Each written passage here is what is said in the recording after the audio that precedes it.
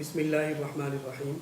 آپ دیکھ رہے ہیں پروگرام آپ کے مسائل کا حل، اور میں ہوں آپ کا میزبان عمر فاروق راشد۔ آپ کے آج کے مسائل اور ان کا حل بتانے کے لیے ہمیں جوائن کر رہے ہیں نہایت ہی سینئر مفتیان کرام جناب مفتی طارق مسعود صاحب اور جناب مفتی محمد حسین خلیل خیل صاحب۔ دونوں حضرات ہی ماشاءاللہ علم و تحقیق کی دنیا کا ایک نام ہے، اور فقہ و افتاء میں ان کا طویل عرصہ کا تجربہ ہے۔ انشاءاللہ آج ہمارے مسائل کا حل وہ بتائیں گے اور ہمارے سوالات کا نہایت تحقیقی جواب عنایت فرمائیں گے۔ سب سے پہلے میں سوال کرنا چاہوں گا جناب مفتی طارق مسعود صاحب سے۔ مفتی صاحب، آپ سے سوال کیا گیا ہے کہ عورتوں کے کپڑوں کی آستین اگر کلائی کی ابری ہوئی ہڈی سے 1 یا 2 انچ اوپر ہو تو نماز ہو جاتی ہے؟ بسم اللہ الرحمن الرحیم۔ خواتین کی جو کلائی ہے وہ نماز میں سطر میں داخل ہے، اس کا کھولنا جائز نہیں ہے۔ لہذا اگر یہ جو تھوڑی سی 1 انچ 2 انچ انہوں نے بتایا، اس سے نماز تو ہو جائے گی مگر واجب الاعادہ ہوگی اگر 3 دفعہ سبحان ربی الاعلیٰ کہنے کی بقدر کھولا ہے، اور اگر 1/4 عضو نماز میں کھل جائے تو وہ نماز ہی نہیں ادا ہوگی۔ لہذا خواتین کو چاہیے کہ اس کلائی کو مکمل طور پہ چھپانے کا نماز میں پورا اہتمام کریں۔ جی بہت شکریہ۔ اگلا سوال بہت اہم ہے۔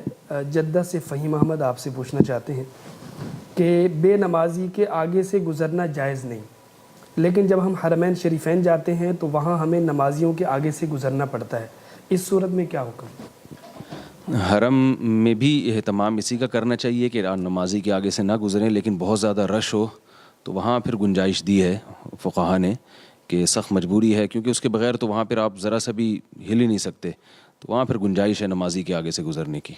اگر حرج ہو، اگر آپ دور سے نہیں گزر سکتے یا کوئی سترا نہیں ہے تو پھر آپ کے لیے گنجائش ہے وہاں نمازی کے آگے سے گزرنے کی۔ وہاں کے لوگوں کا کیونکہ رواج ہے تو یہاں کے لوگ بھی شاید اس کو جائز سمجھ لیتے ہیں، تو یہ نہیں، صرف حرم کی حد تک گنجائش ہے، اس کے علاوہ جائز نہیں ہے کہیں بھی نمازی کے آگے سے گزرنا۔ جی۔ اگلا سوال یہ ہے کہ شوہر کے ذمہ بیوی کے کیا حقوق ہیں؟ یہ تو پورا معاشرتی علوم کا سوال پوچھ لیا انہوں نے، کافی لمبا۔ جو بنیادی حقوق ہیں شوہر کے ذمے بیوی کے، وہ یہ ہیں کہ اس کا نان نفقہ اٹھائے، جو بنیادی نان نفقہ ہے، یعنی مکان کا انتظام کرے، گیس بجلی کا بل پے کرے، اور جو مناسب خوراک اور مناسب لباس، یہ تو بنیادی نان نفقہ ہے۔ اس کے علاوہ یہ ہے کہ اس سے اخلاق سے پیش آئے، اس کی چھوٹی موٹی کوتاہیوں کو نظر انداز کرے، اس کے رشتہ داروں کے ساتھ اچھا سلوک کرے، اس کے والد بھائی وغیرہ کو عزت دے۔ یہ بیسک بنیادی حقوق ہیں، اور دینی حق یہ ہے کہ اس کی اچھی تربیت کی کوشش کرے، دین بھی سکھانے کی کوشش کرے اس کو۔ جی بہت شکریہ۔ اگلا سوال علی گڑھ سے شاہد خان صاحب کرنا چاہتے ہیں، اور وہ مفتی صاحب کے موضوع سے بھی بڑی مناسبت رکھتا ہے۔ اس کے علاوہ وہ پوچھ رہے ہیں کہ اس سے اخلاق سے پیش آئے، اس کی شادی کی پہلی رات معلوم ہوا کہ بیوی کا آدھا حصہ جلا ہوا ہے، جو پشت کی طرف سے کندھے سے سرین کے نیچے تک ہے۔ شوہر کو بہت احساس ہوا مگر 5 سال تک نظر انداز کرتا رہا۔ ایک بچی بھی ہو چکی ہے، اب بیوی شوہر کا کہنا نہیں مانتی اور اس عیب کا احساس زیادہ ہونے لگا ہے۔ کبھی کبھی چھوڑنے کا دل کرتا ہے، تو کیا طلاق دے کر دوسری شادی کر سکتا ہے؟ کیونکہ ساس سسر نے یہ عیب پہلے نہیں بتایا تھا۔ طلاق دینا شریعت کی نظر میں ناپسندیدہ ہے، اگرچہ حلال ہے، یعنی اگر شریعت کے مطابق دی جائے، عورت اگر ایام سے پاک ہو، حیض و نفاس سے پاک ہو، ہم بستری سے پہلے اگر 1 طلاق دی جائے تو یہ فی نفسی ہی جائز عمل ہے۔ لیکن کبھی بھی طلاق ایسی چیز نہیں ہے جس پہ کسی کو اپریشیٹ کیا جائے کہ آپ طلاق دے دیں۔ جائز ہونا الگ ہوتا ہے، لیکن بہرحال نامناسب ہے، خاص طور پہ لڑکی کے لیے حالات آگے بہت، یعنی اس کے لیے زندگی کو گزارنا بڑا مشکل ہو جاتا ہے۔ تو مسئلے کی حد تک، جواز کی حد تک تو جائز ہے، لیکن ہم مشورہ کبھی نہیں دیں گے ان کو۔ اپنی بیٹیوں کو سامنے رکھ کے فیصلہ کرنا چاہیے کہ آپ کی بچی میں کوئی عیب ہو اور وہ شادی ہو جائے، تو اگر آپ کا داماد چھوڑ دے اس کو اس جسمانی عیب کی وجہ سے، تو آپ کس یعنی کرب اور اذیت سے گزریں گے؟ تو اس لیے مشورہ تو یہی ہے، اور بہتر بھی یہی ہے کہ آپ ان کو جہاں اتنے سال برداشت کیا برداشت کر لیں، اور آپ کے پاس آپشن ہے مزید 3 شادیوں کا، تو وہ آپ مزید 3 شادیاں کریں، آپ 2 کے بجائے 3 کریں، تو اس میں پھر آپ کو آپ کے لیے ان کو برداشت کرنا اور آسان ہو جائے گا۔ تو اس لیے میں مشورہ یہ نہیں دے سکتا کہ ان کو چھوڑا جائے، میں مشورہ یہ دے سکتا ہوں کہ ان کی موجودگی میں آپ مزید نکاح کر لیں۔ البتہ یہ اصلاح کی کوشش کر سکتے ہیں کیونکہ وہ صرف باقی کہنا وہ اگر کہنا نہیں مانتی تو وہ آج کل کون کہنا مانتا ہے. ماننا چاہیے بیوی کو کہنا. جب تک کوئی بہت بڑا مسئلہ نہ ہو تو طلاق کی طرف جانا مناسب نہیں ہے. جی بہت شکریہ. محمد فاتح صاحب یہ پوچھنا چاہتے ہیں کہ اگر مرد اپنی بیوی کو 3 طلاق دینے کے باوجود دوبارہ رکھ لے تو بالغ اولاد کے لیے کیا حکم ہے؟ دیکھیں 3 طلاقیں دینے کے بعد مرد اگر دوبارہ اس کو رکھتا ہے تو یہ زنا ہے, کیونکہ 3 طلاقوں کے وقوع پر اجماع ہے. قرآن نے بھی صاف طور پہ بیان کر دیا کہ جب تیسری طلاق دے دو تو رجوع نہیں کر سکتے. اس میں قرآن نے کوئی قید نہیں لگائی کہ ایک مجلس ہو یا الگ الگ مجلسیں ہوں. اس طرح صحیح ہے بخاری کی حدیث میں عویمر رجلانی رضی اللہ تعالیٰ عنہ کا واقعہ ہے کہ انہوں نے رسول اللہ صلی اللہ علیہ وسلم کی موجودگی میں لعان کے بعد اس سے پہلے کہ نبی تفریق کراتے, اور انہوں نے فرمایا کذبت علیہا ان امسکتھا یا رسول اللہ, اگر میں ان کو اپنے نکاح میں باقی رکھوں تو گویا میں نے ان پہ جھوٹ باندھا ہے. فطلقہا ثلاثا قبل ان یأمرہ رسول اللہ صلی اللہ علیہ وسلم, نبی کے حکم دینے سے پہلے 3 طلاقیں دے دی. تو اب یہاں عویمر رجلانی رضی اللہ تعالیٰ عنہ کے الفاظ کیا ہیں کہ اگر میں ان کو اپنے نکاح میں باقی رکھوں تو میں نے جھوٹ باندھا, لہذا میں ان کو 3 طلاقیں دیتا ہوں. تو آپ صلی اللہ علیہ وسلم نے ان کو یہ نہیں کہا کہ بھئی 3 طلاقیں دینے سے تو نکاح میں باقی ہی رہیں گی, کچھ بھی نہیں کہا. سارے صحابہ موجود تھے. تو صحیح بخاری کی حدیث بالکل واضح ہے کہ ایک مجلس کی 3 طلاقوں کو نبی صلی اللہ علیہ وسلم نے ایک سمجھا ہے, کیونکہ اس موقع پر نبی کی خاموشی اس کی علامت ہے کہ آپ اس کو یہ یعنی اس کو 3 ہی سمجھ رہے ہیں اور یہ سمجھ رہے ہیں کہ اس سے نکاح ختم ہو رہا ہے. دوسری بات یہ کہ زمانہ جاہلیت میں اکٹھی 3 طلاقوں کو 3,000 کو بھی ایک ہی سمجھا جاتا تھا. تو حضرت عویمر رجلانی اگر شریعت کے مسائل سے واقف نہ ہوتے طلاق کے بارے میں تو وہ پھر یہ سمجھ رہے ہوتے کہ 3 کے بعد مجھے رجوع کا حق ہے. لیکن ان کا یہ کہنا کہ اگر میں ان کو اپنے نکاح میں باقی رکھوں تو میں نے جھوٹ باندھا, اور یہ کہہ کہ 3 طلاقیں دینا, یہ اس کی علامت ہے وہ جانتے تھے کہ زمانہ جاہلیت کا حکم منسوخ ہو چکا ہے اور 3 طلاقوں سے میری بیوی نکاح سے باہر نکل جائے گی. تو یہ بہت واضح حدیث ہے بخاری کی حدیث. وہ جو حدیث ہے مسلم کی کہ نبی کے دور میں 3 ایک سمجھی جاتی تھیں, اس کے بہت دفعہ اس کو میں یعنی علماء بھی جواب دے چکے ہیں, ہم بھی جواب دے چکے ہیں. وہ بالکل ایسے ہی ہے جیسے متع کے بارے میں صحیح مسلم کی حدیث ہے کہ ہم نبی کے دور میں متع کو حلال سمجھتے تھے, ابو بکر کے دور میں بھی حضرت عمر نے اس کو پابندی لگائی. تو ظاہر ہے حضرت عمر کی پابندی کوئی نئی پابندی نہیں تھی, جو پہلے سے پابندی تھی اسی کو حضرت عمر نے نافذ کیا ہے. تو جیسے متع نبی کے دور میں پابندی لگ چکی تھی مگر اس کے باوجود راوی کہہ رہے ہیں نبی کے دور میں ہوا ہے, تو ایسے ہی 3 طلاقوں کو 3 قرار دیا جا چکا ہے نبی کے دور میں, لیکن راوی نے اس کو بیان یہ کیا کہ نبی کے دور میں سمجھی جاتی تھی. اس سے پتہ چلتا ہے کہ نبی کے حکم سے نہیں سمجھی جاتی تھیں. جو سمجھتے تھے یہ وہ تھے جن کو طلاق کے مسائل کا علم نہیں تھا, اور وہ ان کو معلوم نہیں تھا کہ طلاق کے بارے میں اسلام کا حکم اب چینج ہو چکا ہے. اس کی سب سے بڑی دلیل صحیح ہے مسلم کے جو راوی ہیں عبداللہ بن عباس, جو کہتے ہیں کہ نبی کے دور میں 3 ایک ہو سکتی تھی, ان کا بالکل بے غبار فتویٰ جو صحیح سند سے ہے وہ یہی ہے کہ 3 طلاقیں 3 ہیں. اور اس میں انہوں نے جو دلیل دی ہے وہ قرآن کی آیت کو کوٹ کیا ہے, حضرت عمر کے فیصلے کو کوٹ نہیں کیا کہ حضرت عمر کا سیاسی فیصلہ ہے لہذا میں. تو اس پہ کہنے کو بہت کچھ ہے, لیکن ابھی مسئلہ یہ ہے کہ اجماعی مسئلہ ہے, کسی ایک صحابی سے بھی کسی ضعیف سند سے بھی ثابت نہیں ہے کہ انہوں نے ایک مجلس کی 3 طلاقوں کو ایک قرار دیا ہو. تو جب یہ مسئلہ بالکل بے غبار ہے, اجماعی ہے, اور بہت سے فقہا نے یہ بیان کیا کہ اگر اس میں قاضی بھی فیصلہ کر دے, عدالت فیصلہ کر دے 3 کے ایک ہونے کا, تو وہ فیصلہ کالعدم ہوگا. لہذا اس میں اگر کوئی شخص کہیں سے فتویٰ لا کے بیوی کو رکھ لیتا ہے تو بیوی حلال نہیں ہوگی. اور اولاد کو چاہیے کہ وہ اس کو اسی نظر سے دیکھیں جیسے زنا ہو رہا ہے. تو ان کو چاہیے کہ اپنے والدین کو سمجھائیں کہ بھئی آپ محبت سے علیحدگی اختیار کریں. اگر وہ نہیں مانتے تو میں یہ سمجھتا ہوں کہ بالغ اولاد کو چاہیے اس گھر سے علیحدگی اختیار کر لے. باپ سے صرف اتنا تعلق رکھے واجبی کہ قطع رحمی کے یعنی اس گناہ سے بچ جائے.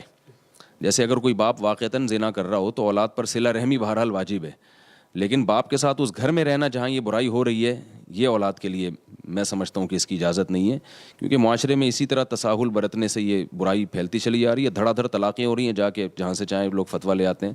تو وہ ایک فتوے کو ایک مذاق سمجھ لیا لوگوں نے اس معاملے میں. تو اس لیے اولاد پر لازم ہے کہ اس معاملے میں والدین کا بائیکاٹ کریں. جی بہت شکریہ, بہت تفصیل سے اور بہترین جواب عنایت فرمایا. امریکہ سے عائشہ آپ سے یہ پوچھنا چاہتی ہیں کہ ایک شخص سنت پر عمل کرتا ہے, کہتا ہے مجھے نبی کریم صلی اللہ علیہ وسلم نے موکل عطا کیے ہیں, اور علاج اس طرح کرتا ہے کہ اس کی بیٹی آنکھیں بند کر کے جادو والے شخص کو چیک کرتی ہے اور بتاتی ہے کہ اس پر یہ ہوا ہے, اور پھر کچھ دن اسے چکر کٹواتے ہیں. ہمیں اس سے فرق بھی پڑا ہے اور یہ بندہ لالچی بھی نہیں ہے, تو کیا اس طرح علاج کرانا ٹھیک ہے؟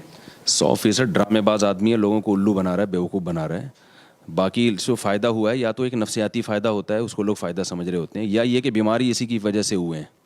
یہ جو لوگ ہیں نا، ان کے پاس قرآن مجید میں اللہ تعالیٰ نے جنات کا ایک قول نقل کیا ہے کہ انہ کان رجال من الانس یعوذون برجال من الجن فزادوہم رہقا، کہ جنات یہ کہتے تھے کہ بہت سے انسان ہماری پناہ میں آتے تھے، ہم سے پناہ اللہ یعنی ہمارے ذریعے سے پناہ مانگتے تھے، تو اس چیز نے ہمیں سرکش بنا دی اور ہم ان پر حاوی ہو گئے. تو جو لوگ ان لوگوں کے پاس، اس قسم کے لوگوں کے پاس آتے جاتے ہیں نا، شیاطین ان کو چھیڑتے ہیں. تو جب وہ ان کے پاس جاتے ہیں تو شیاطین وقتی طور پہ تنگ کرنا ختم کر دیتے ہیں تاکہ لوگوں کا ان پر ایمان مضبوط ہو. تو یہ اس کی علامت نہیں ہوتی کہ انہوں نے جنات بھگائے ہیں. یہ نبی پر بہتان ہے کہ نبی صلی اللہ علیہ وسلم نے مجھے موکل دیے ہوئے ہیں. تو یہ تو بہت بڑا بہتان ہے. یہ کیا لگتا ہے یہ نا 1400 سال کے بعد آپ صلی اللہ علیہ وسلم اس کو موکل لفظ ہی اس کی کوئی حیثیت نہیں ہے. موکل کی جو اصطلاح ہے یہ کہیں بھی نہیں ملتی، یہ بھی بنائی ہوئی ہے. جو لوگوں نے لکھا ہے موکل ہوتے ہیں، یہ ڈرامے بازی ہے. میں اس کو بالکل نہیں مانتا، اور کچھ بھی نہیں ہوتا موکل شوکل. جنات کی ایک حقیقت ہے جو مسلط ہو جاتے ہیں، اور اس کا علاج کیا ہے؟ قرآنی آیات پڑھنا. بعض دفعہ یہ ہوتا ہے کہ آپ کسی کے پاس جاتے ہیں، وہ قرآنی آیات پڑھ کے دم کرتا ہے، تو فائدہ اس لیے ہوتا ہے کہ قرآنی آیات پڑھی گئی ہیں. تو ممکن ہے یہ جو ڈرامے باز ہے اس نے قرآنی آیات پڑھ کے دم کیا ہو، تو اس دم کی وجہ سے فائدہ ہوا. وہ تو کوئی بھی قرآنی آیات پڑھے گا تو دم سے فائدہ ہوتا ہے، تو وہ قرآن کی وجہ سے ہوا ہے، وہ اس کے عمل کی وجہ سے نہیں ہوا. تو وہ ان کے پاس جانے کے بجائے کسی بھی مولوی صاحب سے یا کسی بھی بزرگ سے آپ دم کروا لیں، انشاءاللہ فائدہ ہوگا. لیکن ان کے پاس جانا چھوڑ دیں. یہ شخص اتنا بڑا جھوٹا ہے کہ حضور پر بہتان باندھ رہا ہے کہ انہوں نے موکل دیے ہیں. عام طور پر تو اس سے کم درجے کے لوگ ہوتے ہیں کہ کسی کا کہہ دیا کہ فلاں پیر سے مجھے ملا. نہیں، یہ زیادہ بڑا جھوٹا نہیں ہے، یہ آپ کو بتاؤں، یہ بے وقوف ہے. زیادہ بڑے جھوٹے وہ ہیں جو اتنا بڑا الزام نہیں لگاتے، وہ بلکہ وہ کہتے ہیں ہمیں فلاں بزرگ سے موکل ملے، کیونکہ وہ اس لیے بڑے فراڈی ہیں کہ وہ سمجھتے ہیں کہ لوگ اس بات کو قبول کر لیں گے. اس بیچارے کو یہ پتہ نہیں ہے کہ لوگ اس دعوے کو قبول نہیں کریں گے. تو یہ ہوتے سب ایک جیسے ہی ہیں، جو کہتے ہیں نا موکل ہیں ہمارے پاس، ہوتے سب جھوٹے ہیں. لیکن کوئی بڑا جھوٹ بولتا ہے، کوئی چھوٹا جھوٹ بولتا ہے. جو چھوٹا جھوٹ بولتا ہے وہ زیادہ بڑا فراڈی ہوتا ہے. اس کو پتہ ہوتا ہے چھوٹا جھوٹ مارکیٹ میں چل جائے گا، بڑا جھوٹ نہیں چلے گا. ہوتے سب ایک جیسے ہیں ان میں. جی اگلا سوال یہ ہے کہ رزق کمانے کے لیے ساری زندگی گھر سے دور پردیس میں گزارنا کیسا ہے، جس میں 2 سال میں صرف 1 ماہ کے لیے گھر آتے ہوں؟ دیکھیں، اللہ تعالیٰ نے قرآن مجید میں جو رشتے بیان کیے ہیں نا، یوم یفر المرء من اخیہ، فرمایا کہ آدمی اپنے بھائی سے قیامت کے دن بھاگے گا. تو بھائی کو اللہ نے بھائی کہا ہے. و امہ و ابیہ، ماں سے بھی دور بھاگے گا تو ماں کو اللہ نے کہا ہے، اور باپ کو اللہ نے باپ کہا. لیکن جہاں بیوی کا تذکرہ آیا تو وصاحبتہ، اس سے بھی دور بھاگے گا جو اس کے ساتھ رہتی ہے. تو پتہ چلا کہ شادی کا بنیادی مقصد کیا ہے کہ وائف کو اپنے ساتھ رکھا جائے، تبھی اس کو شریکہ حیات کہا جاتا ہے. تو یہ کیسی حیات کی شریک ہے کہ ساری حیات آپ سے دور رہی ہے نا، اور پوری زندگی میں ٹوٹل اگر دن شمار کیے جائیں تو چند دن بنتے ہیں وہ. تو یہ صاحبہ تو نہ ہوئی نا، یعنی آپ کے ساتھ رہنے والی تو نہ ہوئی. اس لیے شریعت سے بھی جو بات ثابت ہے، عقل سے بھی جو بات ثابت ہے کہ آپ کبھی کبھار سفر پہ جاتے ہیں تو چلو ٹھیک ہے. مستقل اگر آپ جاب کر رہے ہیں ملک سے باہر، اگر آپ میں استطاعت ہے، استطاعت ہی نہ ہو تو ایک الگ بات ہے. استطاعت ہے تو بیوی کو اپنے ساتھ رکھیں. اس میں عورت پہ بھی ظلم ہے کہ 2 سال کے بعد 1 مہینے کے لیے آپ آ رہے ہیں اور وہ سسرال کی خدمت میں لگی ہوئی ہے، اور وہ شوہر جس کے لیے اس نے شادی کی تھی وہ ہے ہی نہیں اس کے پاس. تو یہ بڑا ظلم ہے. اپنی ذات پر بھی ظلم ہے، عورت پہ بھی ظلم ہے. کوئی بہت شدید مجبوری ہو، ناممکن ہو، روٹی یعنی کھانے کو ہی نہ مل رہی ہو، ملازمت ہو ہی نہ، اسی مجبوری میں تو ایک الگ بات ہے. لیکن حتی الامکان اس کی کوشش کرنی چاہیے کہ آپ جہاں ہو آپ کی زوجہ آپ کے ساتھ ہو. اور اگر بیوی کی اجازت ہی نہیں ہے 4 مہینے دور رہنے کی، پھر تو جائز ہی نہیں ہے. یہ تو ساری باتیں اس وقت ہیں جب بیوی نے اجازت دی ہوئی ہو. تو آپ زوجہ کی اجازت کے بغیر 4 مہینے سے زیادہ بیوی سے دور نہیں رہ سکتے.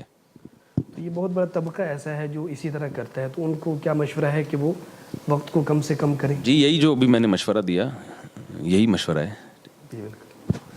اچھا اگلا سوال آپ سے یہ ہے کہ جنت میں اگر کسی کو بچے کی خواہش ہو تو کیا وہ پوری ہوگی؟ اس سے متعلق کوئی حدیث؟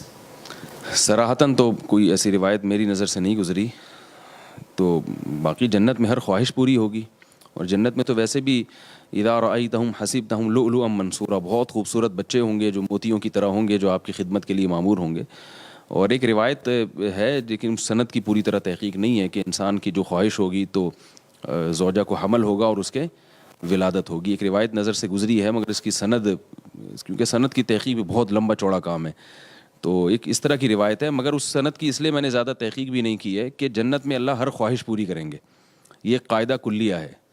تو جن کو اولاد کی خواہش ہوگی انشاءاللہ وہ خواہش جنت میں ضرور پوری ہوگی. جی بہت شکریہ. اب ہم سوالات لے کر حاضر ہوتے ہیں مفتی محمد حسین خلیل خیل صاحب کی خدمت میں. مفتی صاحب آپ سے پہلا سوال جویریہ نے جہلم سے کیا ہے. وہ پوچھتی ہیں کہ میری بہن جدہ میں مقیم ہیں. وہ جب بھی عمرہ کرنے جاتی ہے تو اپنے گھر میں آ کر بال کاٹتی ہے. کیا اس سے دم واجب ہوگا؟ اگر دم ہوگا تو عمروں کی تعداد معلوم نہیں، بہت زیادہ ہے، تو دم کیسے ادا کیا جائے گا؟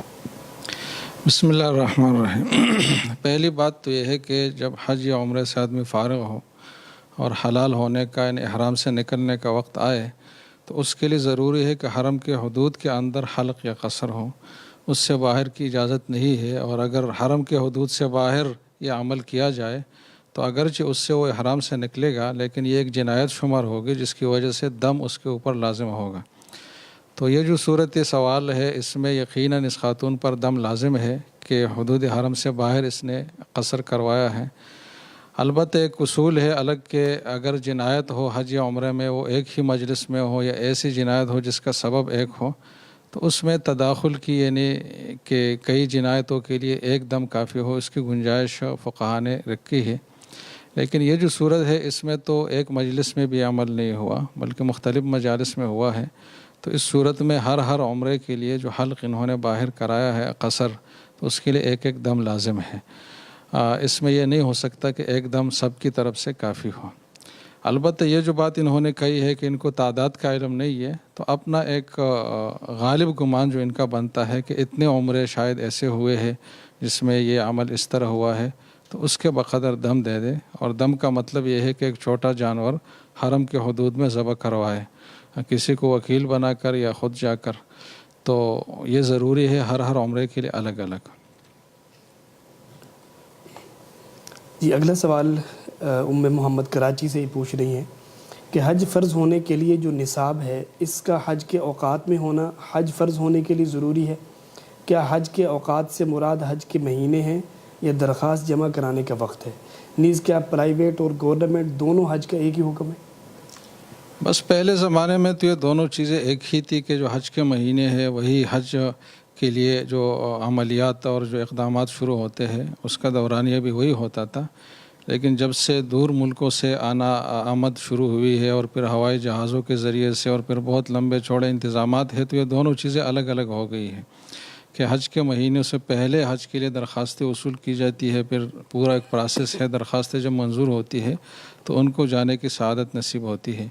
تو اس صورت میں فقہاء یہی فرماتے ہیں کہ جو آپ کے علاقے میں حج کے داخلوں کے دن ہے تو انہی دنوں میں اگر آپ کے پاس اتنی رقم ہے کہ آپ حج پر آ جا سکے تو آپ پر حج لازم ہے.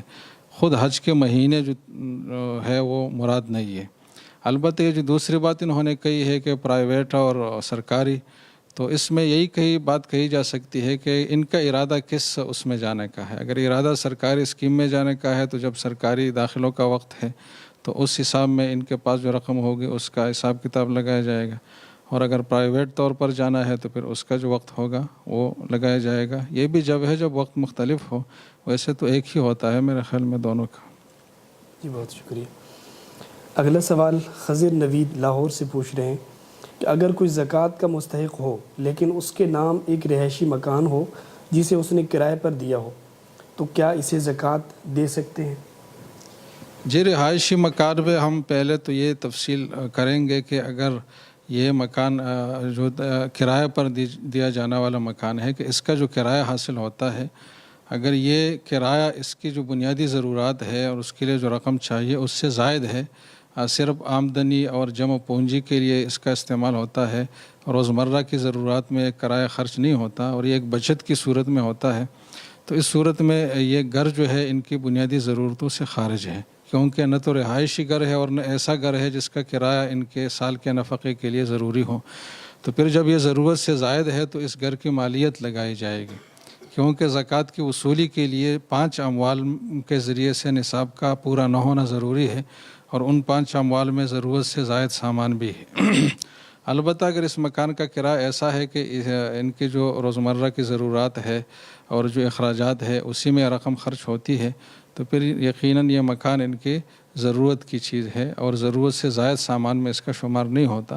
تو پھر اس سے جو کرایہ حاصل ہوتا ہے اس کو دیکھا جائے گا کہ جس وقت انہوں نے رقم لینی ہے زکوٰۃ کی، اگر اس وقت میں ان کی ملکیت میں بقدر نصاب رقم موجود ہے یا جو نصاب ہے 4-5 چیزیں اتنی مالیت کی موجود ہے تو پھر تو زکوٰۃ نہیں لے سکتے. لیکن اگر کرائے کی رقم بھی اتنی نہیں ہے یا جب یہ زکوٰۃ لے رہے ہیں عین اس وقت میں ان کی ملکیت میں کوئی اتنی چیزیں نہیں ہے تو پھر یہ زکوٰۃ وصول کر سکتے ہیں.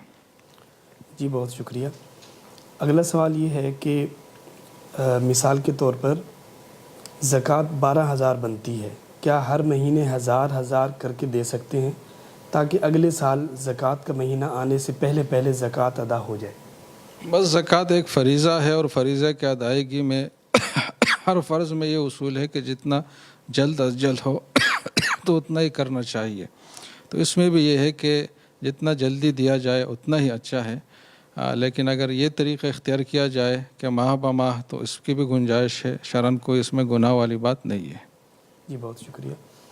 اگلا سوال یہ ہے کہ اگر کسی لڑکی کے والد کی کمائی حرام ذرائع سے ہو پھر وہ بالغ ہو جائے تو کیا وہ اس حرام مال سے صاحب نصاب بنے گی یا پھر بعد میں جب اس کے پاس حلال مال آئے گا اس وقت سے تاریخ مقرر کی جائے گی؟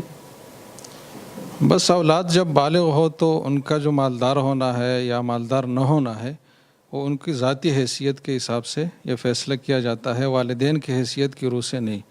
تو جب یہ بالغہ لڑکی ہے تو اس کا جو مستحق زکوٰۃ ہونا نہ ہونا ہے یہ اپنے جو اس کی اموال اور املاک ہوں گے اس کے حساب سے اس کا حکم لگے گا. باقی ایک لڑکی کا والد پر جو لازمی حق ہے وہ نان نفقے کی حد تک ہے. باقی لڑکی والد کے مال میں جب تک والد حیات ہے تو کوئی حق نہیں رکھتی کہ جس کی وجہ سے ہم کہہ سکیں کہ یہ باپ کے مال کی وجہ سے مالدار شمار ہوگی. تو جب یہ لڑکی بالغ ہے اور اس کے پاس اپنے بقدر نصاب اموال نہیں ہے تو پھر یہ زکوٰۃ کی رقم لے سکتی ہے، اگرچہ اس کا نان نفقہ والد پر لازم ہے. یہ جو انہوں نے اس میں کہا ہے کہ حرام مال سے صاحب نصاب بنے گی، تو اس میں یہ بھی تو ہے کہ والد نے ان کو دے دیا ہے. اگر ایسا ہے اصل میں یہ سوال انہوں نے کیا اس لیے ہے کہ گویا کہ والد کا مال انہی کا مال ہے اور والد کا مال حرام ہے تو اس حرام مال جو بیٹی کا ابھی بن رہا ہے والد کے واسطے سے اس کی وجہ سے صاحب نصاب بنے گی نہیں. تو اس سوال کا منشا ہی غلط ہے کہ والد کی وجہ سے بیٹی بھی مالدار شمار ہو. بیٹی اپنی ذاتی حیثیت میں جو اموال اس کے پاس ہوں گے اپنی ملکیت میں اسی کے حساب سے وہ مالدار یا مستحق زکوٰۃ یا مستحق زکوٰۃ غیر مستحق زکوٰۃ شمار ہوگی، والد کے اموال کی وجہ سے نہیں. تو والد کا اگر مال حلال بھی ہے تب بھی بیٹی کے لیے حکم یہی ہے کہ وہ ذاتی حیثیت میں دیکھا جائے گا اس کو. جی بہت شکریہ. اگلا سوال یہ ہے کہ مغرب کے بعد 6 رکعت اوابین سے مراد مغرب کی نماز کے 2 نفل سمیت 6 رکعت ہیں یا اس سے علیحدہ 6 رکعت پڑھی جائیں گی؟ بس بہتر صورت تو یہی ہے کہ جو مغرب کی 2 سنت مؤکدہ ہے اس کے علاوہ 6 رکعت ہوں. لیکن اگر جلدی ہے فرصت کی کمی ہے تو پھر مغرب کی سنتوں کے ساتھ اگر 6 رکعت ہے تو بھی اوابین کے ثواب کی امید ہے اس پر. جی بہت شکریہ. اگلا سوال یہ ہے کہ میں نے اپنے گھر سے دور 100 کلومیٹر کے فاصلے پر باغ خریدا ہے. مجھے اس کے لیے روزانہ آنا جانا پڑتا ہے اور یہ موسم تقریباً 3 مہینے رہتا ہے. کیا میں باغ میں قصر نماز پڑھوں یا پوری؟ میں وہاں جاتا ہوں مگر رہتا نہیں. جی یقیناً اس صورت میں قصر نماز ہی پڑھیں گے اس لیے کہ مسافت سفر یقینی ہے اور وہاں ان کا رہنا بھی نہیں ہے. باقی یہ جو بات ہے کہ بار بار جاتا ہے تو اس سے کوئی فرق نہیں پڑتا. اگر دن میں کئی بار بھی آنا جانا ہو مثلاً تو بھی یہی حکم ہے کہ وہ مسافر شمار ہوں گے اور قصر نماز پڑھیں گے. شاید ان کے ذہن میں یہ بھی ہے کہ وہ باغ جو کہ میرا ہے ایک لحاظ سے میری اپنی پراپرٹی ہے، اس وجہ سے تو کوئی فرق نہیں پڑے گا. جی بس جہاں آدمی کا وطن اصلی ہو اور رہائش ہو تو اس جگہ کا اعتبار ہوتا ہے. جب اس کی رہائش دوسری جگہ ہے تو محض باغ کی وجہ سے وہ جگہ اس کی رہائش گاہ شمار نہیں ہوگی اور محض ملکیت ہونا کسی چیز کے لیے کافی نہیں ہے. جی بہت شکریہ. اگلا سوال یہ ہے کہ والدہ اپنے بیٹے یا بیٹی کے گھر جائے تو دوسرے علاقے میں ہوں تو کیا وہ مسافر بن کر نماز پڑھیں گی یا نہیں؟ والدہ کا جو مقیم ہونا یا مسافر ہونا ہے وہ ان کے شوہر کے گھر کے حوالے سے ہے کیونکہ والدہ کا جو اصل گھر ہے وہ اس کے شوہر کا گھر ہے. بیٹا بیٹی کا جو گھر ہے وہ ان کا اپنا گھر شمار نہیں ہوتا. تو جب اپنا گھر نہیں ہے تو اگر سفر کی مسافت پر ہے تو یقیناً وہ مسافر شمار ہوگی اور وہاں قصر نماز پڑھے گی. جی اگلا سوال ہم جناب مفتی طارق مسعود صاحب سے کرنا چاہیں گے کہ مفتی صاحب دوپہر کو کھانے کے بعد قیلولہ کرنا سنت ہے، کیا یہ وقت ظہر کی نماز کے بعد ہے یا پہلے؟ قیلولہ عربی لغت میں دوپہر کے سونے کو کہا جاتا ہے، ٹھیک ہے، اور رسول اللہ صلی اللہ علیہ وسلم نے فرمایا قیلو فإن الشیطان لا تقیل، قیلولہ کیا کرو اس لیے کہ شیطان قیلولہ نہیں کرتا۔ باقی یہ کہ ظہر سے پہلے ہے یا ظہر سے بعد، تو سنت تو کسی بھی وقت ادا ہو جائے گی، چاہے ظہر سے پہلے سوئیں یا ظہر کے بعد سوئیں۔ البتہ جو صحابہ کرام کا عام معمول تھا، وہ چونکہ کھانا صبح ناشتے کا معمول نہیں تھا اس دور میں، تو غدا کا جو کھانا تھا یہ زوال سے پہلے کھایا جاتا تھا، اور کھانا کھا کے وہ لوگ آرام کرتے تھے اور اس کے بعد ظہر کی نماز پڑھا کرتے تھے۔ لیکن آج کل جو لوگ کھانا کھاتے ہیں وہ ظہر کے بعد کھاتے ہیں، وہ صبح نہیں، کیونکہ ناشتہ سب نے 4 پراٹھے کھائے ہوئے ہوتے ہیں صبح، تو بھوک لگتی نہیں ہے اتنی جلدی۔ تو اگر وہ سنت کو لینا ہے تو پھر پورے سنت کو لینا پڑے گا کہ صبح کا ناشتہ آپ گول کریں اور 11 ساڑھے 11 بجے آپ پھر کھانا کھائیں، پھر قیلولہ کریں اور پھر آپ ظہر کی نماز اٹھ کے پڑھیں۔ لیکن آج کل 11 بجے کون دوپہر کا کھانا کھاتا ہے؟ تو کسی بھی وقت سو جائیں آپ دوپہر کے وقت، تو سنت ادا انشاءاللہ ہو جائے گی۔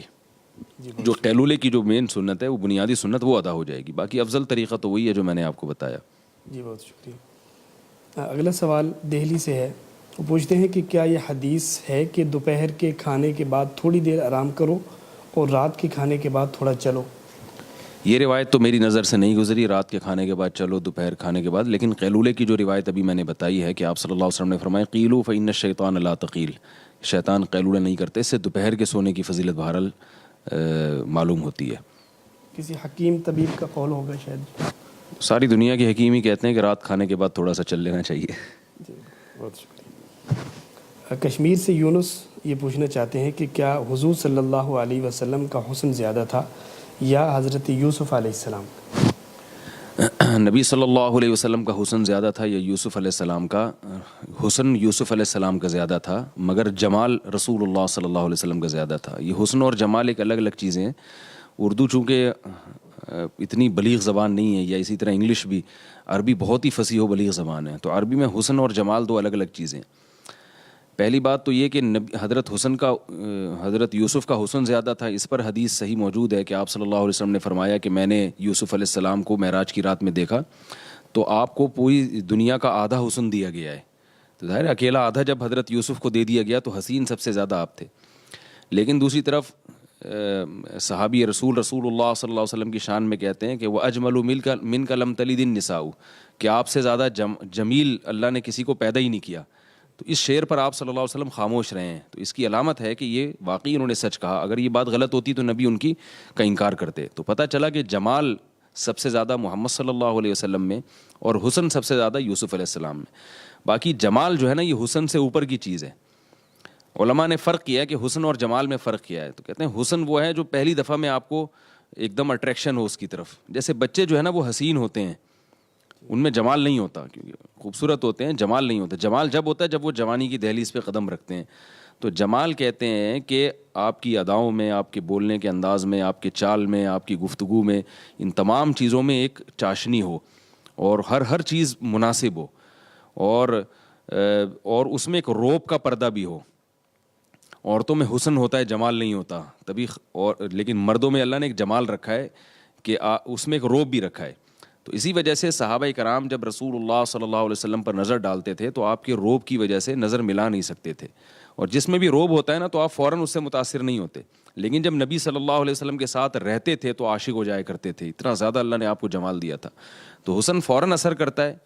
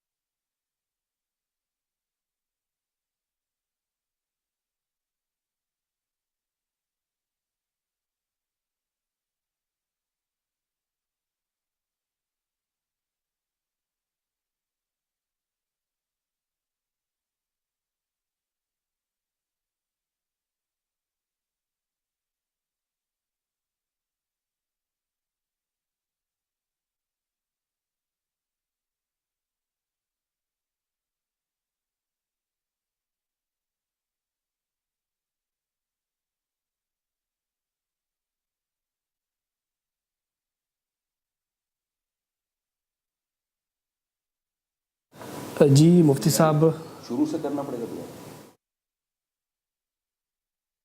بات کر رہے تھے بہت خوبصورت حسن اور جمال کے بارے میں، تو مفتی صاحب سے درخواست ہے کہ وہ پچھلا خلاصہ ذکر کر کے دوبارہ ذرا جواب عنایت فرما دیں. تو بڑا خلاصہ تو کافی. سوال ہمارا یہ تھا کہ کیا حضور صلی اللہ علیہ وسلم کا حسن زیادہ تھا یا حضرت یوسف علیہ السلام کا؟ جی میں یہ عرض کر رہا تھا کہ حسن تو یوسف علیہ السلام کا زیادہ تھا، جیسے کہ میں نے تفصیل بتائی، میرا خیال ہے اس کو شاید ریپیٹ کرنے کی ضرورت نہیں ہے. تو جمال رسول اللہ صلی اللہ علیہ وسلم کا زیادہ تھا. تو جمال میں روب بھی ہوتا ہے، آپ صلی اللہ علیہ وسلم کا روب تھا، فوری طور پر متاثر نہیں ہوتے تھے لوگ، مگر جو آپ صلی اللہ علیہ وسلم کے ساتھ رہتا وہ عاشق ہوتا چلا جاتا.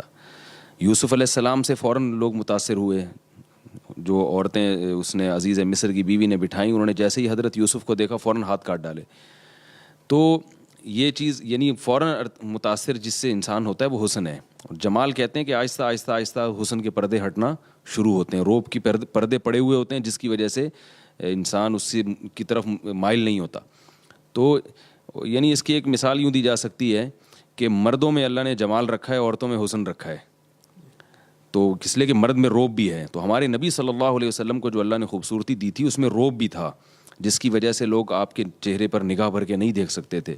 لیکن جب وہ روب قریب رہتے رہتے آہستہ آہستہ اس روب میں کمی آتی تو آپ صلی اللہ علیہ وسلم سے پھر لوگ اور یعنی اس میں آپ کے حسن کے پردے ہٹنا شروع ہوتے اور لوگ آپ صلی اللہ علیہ وسلم سے متاثر ہوتے. جیسے کہ صحابی کہتے ہیں میں کبھی چاند کو دیکھتا تھا، کبھی نبی صلی اللہ علیہ وسلم کے چہرے انور کو دیکھتا تھا تو مجھے چاند زیادہ حسین نظر آتا تھا آپ صلی اللہ علیہ وسلم کے چہرے سے. تو یہ دو الگ الگ چیزیں ہیں، حسن اور جمال. تو جمال نبی صلی اللہ علیہ وسلم کا زیادہ تھا اور حسن جو ہے وہ یوسف علیہ السلام کا زیادہ تھا. جی بہت شکریہ. باقی یہ کہ ایک بات یہ بھی اہم مسئلہ ہے کہ انبیاء میں اس طرح سے مقابلہ کرنا نا یہ بھی مناسب نہیں ہے. یہ تو ایک علمی مسئلے کی بات تھی، میں نے بیان کر دی. کیونکہ رسول اللہ صلی اللہ علیہ وسلم نے فرمایا لا تفضلونی علی موسیٰ، مجھے موسیٰ پر فضیلت نہ دو. ایک حدیث میں آتا ہے لا تفضلونی علی یونس ابن متی، مجھے یونس علیہ السلام پر فضیلت مت دو. تو علماء نے وہاں یہ بیان کیا کہ مقابلہ کرنا نا کہ ان دونوں میں کون بہتر ہے، تو اس میں دوسرے نبی کی ایک نوعیت کی اس میں ادب کے یعنی سوء ادب ہے ایک قسم کا. تو اس لیے سیرت کا اس طرح سے سیرت کو بیان کرنا چاہیے کہ یہ ہمارے نبی میں یہ خصوصیت تھی، یہ خصوصیت تھی، یہ خصوصیت تھی. یہ کہنا کہ ہمارے نبی میں یہ تھی دوسرے میں یہ نہیں تھی، ہمارے نبی میں یہ تھی فلاں نبی میں یہ نہیں تھی، اس میں دوسرے نبی کی ایک قسم کی توہین ہے. تو یہ میں نے ایک علمی بات تھی، حسن اور جمال کا فرق اس طرح سے بیان کر دیا. لیکن اس طرح کے سوال اٹھانا بہتر نہیں ہے کہ کون زیادہ دونوں میں حسین تھا. اس میں حضرت یوسف علیہ السلام کے ساتھ ایک نوعیت کا کہ سوء ادب ہے، ادب کے خلاف ہے. جب یہ بات ذہن میں ہو کہ ہمارے حضور سب سے ذات و صفات میں افضل ہیں، تو پھر کبھی اس طرح کی بات سامنے آتی ہے تو اشکال پیدا ہوتا ہے. تو اس حوالے سے بس اتنا اجمالی عقیدہ رکھنا کافی ہے کہ اللہ نے ہمارے نبی صلی اللہ علیہ وسلم کو تمام پیغمبروں میں افضل بنایا ہے، اتنا کافی ہے. جی بہت شکریہ. اگلا سوال آپ سے یہ ہے کہ کیا بہشتی زیور میں بیان کیے گئے مسائل درست ہیں، اس کتاب کو پڑھنا چاہیے یا نہیں؟ آج کل بہشتی زیور کے خلاف ایک بہت پروپیگنڈا ہو رہا ہے کہ یہ انسانوں کی لکھی ہوئی کتاب ہے، امتیوں کی، اس کو بخاری مسلم پر ترجیح دی جاتی ہے، حدیثوں پر دی جاتی ہے. ایک پروپیگنڈا ہے. بہشتی زیور جب کتاب لکھی گئی ہے تو ہندوستان میں اس کو بہت زیادہ مقبولیت حاصل ہوئی ہے. بڑے بڑے علماء میں اب دیکھیں حضرت مفتی محمد تقی عثمانی صاحب کتنے بڑے عالم ہیں، عرب و عجم میں ان کی قدر ہوتی ہے. میں اس لیے کہہ رہا ہوں کہ بعض لوگ سمجھتے ہیں کہ یہ جو پاکستان کے بر صغیر کے علماء یہ متعصب ہیں، یہ صرف ایک ہی مسلک کو وہ ہائی لائٹ کرتے ہیں اور باقی سب کو غلط سمجھتے ہیں. تو آپ دیکھیے حضرت مفتی تقی عثمانی صاحب پوری دنیا میں، عرب بھی ان کی قدر کرتے ہیں اور پوری دنیا میں ان کی قدر ہے. حضرت مفتی تقی عثمانی صاحب سے اگر آپ پوچھیں گے نا تو وہ بھی وہی جواب دیں گے جو میں دے رہا ہوں. وہ بھی بہشتی زیور پڑھے ہیں، وہ بھی بہشتی زیور کی لوگوں کو ترغیب دیتے ہیں کہ بہشتی زیور پڑھا کرو. تو اتنے بڑے عالم اور اتنے بڑے بڑے علماء جب اس کو درست قرار دے رہے ہیں تو یہ جو شارٹ کلپ آج کل یوٹیوب پہ فتنہ پرست لوگوں کے ہیں کہ بہشتی زیور ایسی کتاب ہے، بہشتی زیور ویسی کتاب ہے، تو یہ پورا ایک پروپیگنڈا ہے. تو میں ایک دعویٰ کرتا ہوں کہ پہلی بات تو یہ کہ دنیا میں کوئی بھی کتاب ایسے نہیں ہوتی جو شروع سے آخر تک اس کی کسی بات پہ اعتراض ہی نہیں ہو سکتا. تو بہشتی زیور کوئی قرآن نہیں ہے. اس کے بعض مسائل پر بعد کے علماء کو اشکالات ہوئے ہیں، انہوں نے اس سے حاشیے میں جیسے بھی جامع الرشید سے بہشتی زیور چھپی ہے تو اس میں چند ایک دو مسائل ایسے ہیں جن میں اشکالات کیے ہیں کہ بھئی یہ جیسے 15 شعبان کے روزے کے بارے میں اس میں لکھا ہے سنت ہے، لیکن اس پہ بعض علماء کو اشکال ہے کہ بھئی یہ ضعیف حدیث ہے، لہذا اس کا سنت ہونا ثابت نہیں ہے. تو ایسا نہیں ہے کہ بہشتی زیور کے ہر مسئلہ کو بالکل پتھر پہ لکیر بن گیا ہے، لیکن ایسی دنیا کی پھر کوئی بھی کتاب ایسی نہیں ہے یعنی دنیا میں کوئی عالم یہ دعویٰ نہیں کر سکتا کہ میں نے ایسی کتاب لکھی ہے جس میں کوئی بات غلط آ ہی نہیں سکتی. تو جب کسی عالم کی کتاب ایسی نہیں ہو سکتی تو بہشتی زیور بھی ایسی نہیں ہو سکتی. لیکن اس بیس پر کسی عالم کی کتاب کو رد کر دینا کہ مجھے اس کے بعض مسئلے پر اشکالات ہیں, تو جیسے اگر اس بیس پر کسی عالم کی کتاب کو رد کریں گے تو دنیا میں کوئی بھی کتاب نہیں بچے گی. تو ایسے ہی بہشتی زیور پر اگر کسی کو ایک دو مسائل پر اشکالات ہیں, علمی اشکالات جیسے کہ علماء کو ہو سکتے ہیں, تو اس کی یہ مطلب نہیں ہے کہ بہشتی زیور غلط ہو گئی, اس کا پڑھنا پڑھانا غلط ہو گیا.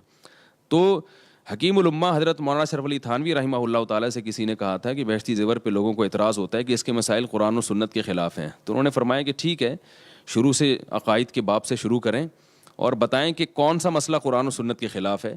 تو یہ بھی پیش کریں کہ یہ مسئلہ قرآن و سنت کے خلاف ہے اور صحیح کیا ہے اس پر بھی کوئی حدیث پیش کریں. تو میں بھی یہ دعویٰ کرتا ہوں کہ جو لوگ کہتے ہیں بہشتی زیور کے مسائل غلط ہیں یا اس کی باتیں غلط ہیں, تو وہ بہشتی زیور کے جو عقائد ہیں, جو بہشتی زیور میں عقیدے کی بات ہے یا بہشتی زیور میں جو مسائل ہیں, تو ایک ایک مسئلے کو لیتے چلے جائیں اور بتائیں کہ یہ غلط ہے اور پھر صحیح کیا ہے وہ بھی ہے, یعنی صحیح حدیث سے کون سا مسئلہ ثابت ہے وہ بھی بتا دیا جائے. تو انشاءاللہ ایسا نہیں ہوگا, ایک ہوائی باتیں اجماعی یعنی ایک پروپیگنڈا کیا جاتا ہے. باقی میں پھر یہ بتا دوں کہ وہ قرآن نہیں ہے. کسی عالم کی کسی بھی بات سے, میں نے ہمارے شیخ حضرت مفتی رشید احمد صاحب رحمہ اللہ تعالیٰ تھے جن سے ہم نے براہ راست پڑھا ہے, تو آثر الفتاویٰ کے بعض مسائل کو آج ہم اس کے خلاف فتویٰ دیتے ہیں اور ہم بتاتے ہیں کہ بھائی یہ والا مسئلہ جو ہے نا اس پہ ہمیں اشکال ہے. تو یہ تو کسی بھی عالم کی بات کو رد کیا جا سکتا ہے, لیکن اس کا یہ مطلب تو نہیں کہ اصل الفتاویٰ کو اٹھا کے پھینک دیا جائے کہ یہ کتاب ہی غلط ہے. تو یہ پروپیگنڈا کر رہے ہیں, غلو ہے, مبالغہ آ رہی ہے. باقی بعض لوگ یہ اشکال کرتے ہیں بہشتی زیور پہ کہ اس میں وہ حکیمی ٹوٹکے بھی ہیں, نسخے بھی ہیں. وہ اس دور میں لکھی گئی تھی جب ایک جامع کتاب لوگوں کو دینے کا ارادہ تھا, وہ ترقی نہیں تھی اس وقت, علم کی بہت کمی تھی. اب جو کتاب بہشتی زیور چھپ رہی ہے جامع الرشید سے, اس میں صرف مسائل ہیں. تو آپ وہ نکال دیں وہ حصہ. اب تو میڈیکل سائنس نے اتنی ترقی کر لی ہے اور یہ جو دنیاوی معلومات بہت زیادہ آ گئی ہیں, تو وہ مولانا اشرف علی تھانوی نے نہیں لکھے وہ ٹوٹکے, وہ تو انہوں نے مختلف حکیموں کی کتابیں تھے, ضمیمے تھے, وہ اس کے ساتھ لگا دیے کہ بھئی لوگوں کو ایک جامع کتاب گھر میں مل جائے پڑھنے کے لیے, تو بیماریوں کے علاج بھی ہو, اس لیے کہ لوگ اس کا بھی مذاق اڑاتے ہیں. تو وہ مولانا اشرف تھانوی رحمہ اللہ نے نہیں لکھی وہ چیزیں. تو بہشتی زیور کا جتنا حصہ مسائل سے یہ دین سے تعلق ہے وہ ضرور پڑھنی چاہیے, گھروں میں اس کا بڑا فائدہ ہوتا ہے اور بہت سے روزمرہ کے مسائل کا علم حاصل ہوتا ہے اس سے. باقی کسی مسئلے پر آپ کو اگر اشکال ہو کہ آپ کو لگے کہ یہ قرآن و سنت کے خلاف ہیں, تو پھر آپ JTR میں بھی پوچھ سکتے ہیں انشاءاللہ. ہم بیٹھے ہوئے ہیں یہاں پہ, آپ بتائیں کہ یہ مسئلہ قرآن و سنت کے خلاف ہے, تو اگر وہ واقعی قرآن و سنت کے خلاف ہوا تو انشاءاللہ ہم اس سے رجوع کریں گے اور بہشتی زیور کا نیا ایڈیشن میں لکھ دیں گے کہ بھئی یہ مسئلہ قرآن و سنت کے خلاف ہے. لیکن عموماً ایسا ہوتا نہیں ہے, پروپیگنڈا زیادہ ہے. جی بہت شکریہ. اگلا سوال آپ سے یہ ہے کہ میں نے بعض علماء سے سنا ہے کہ داڑھی کاٹنے والے کے نیک اعمال قبول نہیں ہوتے, اور بعض کہتے ہیں کہ نیک اعمال کا ثواب آدھا ملتا ہے. اس بارے میں وضاحت فرما دیں. نیز صرف داڑھی کاٹتے گناہ ملتا ہے یا بندہ 24 گھنٹے گناہ میں مبتلا رہتا ہے؟ داڑھی کاٹنا یا ایک مٹھی سے کم کرنا یہ گناہ کبیرہ ہے. آپ صلی اللہ علیہ وسلم نے فرمایا خالف الیہود والنصارى اعفوا اللحى وقصوا الشوارب, داڑیاں بڑھاؤ مونچھیں گھٹاؤ اور یہود و نصارہ کی مشابہت کرو. اور یہ بھی فرمایا من تشبہ بقوم فہو منہم. تو یہ سارے علامات پھر اجماع امت ہے اس پر. آج سے 150-200 سال پہلے آپ اگر پورے روئے زمین پر تلاش کریں گے تو شاید کوئی مسلمان آپ کو بغیر داڑھی کا نظر نہیں آئے گا. یہ بدعت بعد میں شروع ہوئی ہے. تو لوگ کہتے ہیں کلچر تھا, اس زمانے کا کلچر نہیں تھا. آپ صلی اللہ علیہ وسلم کا باقاعدہ حکم ہے اور صحیح بخاری مسلم کی حدیث ہے جس میں آپ نے اس کو فطرت اور نیچر قرار دیا ہے. تو ظاہر ہے اس سے پتہ چلتا ہے کہ جو چیز نیچر, جس کو آپ نے نیچر قرار دیا, فطرت قرار دیا انسان کی اور مرد کی, تو قرآن میں آتا ہے کہ شیطان نے یہ وعدہ کیا اللہ تعالیٰ سے فَلَا يُغَيِّرُنَّ خَلْقَ اللَّهِ, کہ اللہ میں تیری مخلوق کو گمراہ کروں گا اور یہ مخلوق نیچر کو تبدیل کرے گی. تو ان تمام آیات اور احادیث کو اگر ملایا جائے تو صاف پتہ چلتا ہے کہ یہ نیچر کے خلاف ہے, اور نیچر کے خلاف اگر آپ چلتے ہیں تو وہ صغیرہ گناہ میں نہیں آتی وہ چیز, یا اس کو کلچر نہیں کہا جا سکتا کہ اس زمانے کا کلچر تھا. تو رہا یہ مسئلہ کہ داڑھی کاٹنے والے کا کوئی بھی عمل قبول نہیں ہوتا, ایسا نہیں ہے. آپ کوئی بھی نیکی کریں گے تو بے برکتی ضرور ہوتی ہے, لیکن نیکیاں کرنی چاہیے چاہے داڑھی ہو یا نہ ہو. اس نیکی کا انشاءاللہ آپ کو ثواب ملے گا, اور ممکن ہے اسی نیکی کی برکت سے اللہ آپ کو باقی نیکیوں کی بھی توفیق دیں. اور یہ مسئلہ کہ داڑھی کاٹتے ہوئے گناہ ملتا ہے, تو کاٹتے ہوئے تو ملتا ہی ہے, لیکن داڑھی کاٹنا ایک ایسا جرم ہے کہ جو 24 گھنٹے آپ کے ساتھ رہتا ہے. یعنی جب آپ داڑھی تو کٹی بھی رہے گی نا ہر وقت, تو اس لیے علماء کہتے ہیں یہ اس لحاظ سے بھی اس کی سنگینی بڑھ جاتی ہے کہ یہ ہر وقت آپ کے ساتھ نماز پڑھ رہے ہیں تو بھی آپ گناہ گار ہیں، حج کر رہے ہیں تو اللہ کے گھر کی زیارت کے لیے جا رہے ہیں تو بھی گناہ گار، رسول اللہ صلی اللہ علیہ وسلم کے روضہ اطہر کی زیارت کے لیے جا رہے ہیں، ادھر نبی کے سامنے کھڑے ہوئے ہیں تو بھی یعنی ایک گناہ گار ہیں. تو اس لیے اس سے اجتناب کرنا چاہیے، توبہ کرنی چاہیے. باقی کسی کو مایوس کرنا مقصد نہیں ہے اس تقریر سے. اللہ تعالیٰ غفور رحیم ہے، ہمت کر کے آہستہ آہستہ آئیں اللہ کی طرف اور توبہ کریں تو اللہ تعالیٰ انشاءاللہ معاف کرنے والے ہیں. بہت شکریہ. اگلا سوال آپ سے یہ ہے کہ